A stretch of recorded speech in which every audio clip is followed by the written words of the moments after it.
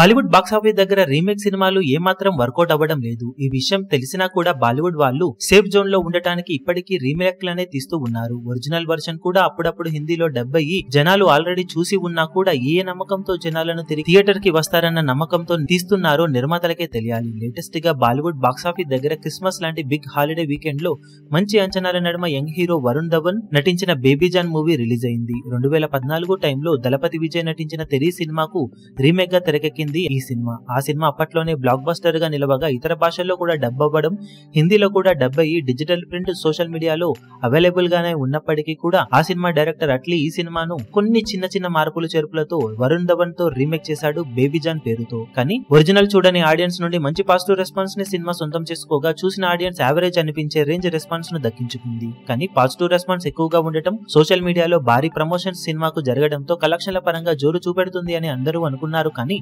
5 రోజుల వీకెండ్ మొత్తం మీద సినిమా సాధించిన కలెక్షన్ 28 కోట్ల వరకు కూడా లేకపోవడం అందరినీ ఆశ్చర్యపరిచింది. షేర్ 14 కోట్ల లోపు మాత్రమే ఉండగా సినిమా కోసం ఆల్మోస్ట్ 125 కోట్ల రేంజ్ బడ్జెట్ పెట్టినట్లు బాలీవుడ్ లో టాక్ ఉంది. ఆ రేంజ్ బడ్జెట్ లో సినిమాను తెరకెక్కించి ఇప్పుడు కలెక్షన్ల పరంగా చూసుకుంటే కేవలం 10% రికవరీని మాత్రమే సొంతం చేసుకున్న బేబీజాన్ మూవీ బాక్సాఫీస్ దగ్గర ఇప్పుడు ఎపిక్ డిజాస్టర్ గా నిలవడం ఖాయంగా కనిపిస్తూ ఉంది. మేజర్ క్రిస్మస్ వీకెండ్ లోనే చేతులెత్తేసిన ఈ సినిమా ఇక న్యూ ఇయర్ లో తేరుకునే అవకాశాలు లేవనే చెప్పాలి. మరి బాక్సాఫీస్ దగ్గర మిగిలిన రన్ లో ఎంతో కొంత కలెక్షన్లతో నష్టాలను ఎంతవరకు సినిమా తగ్గించుకోగలుగుతుందో చూడాలి.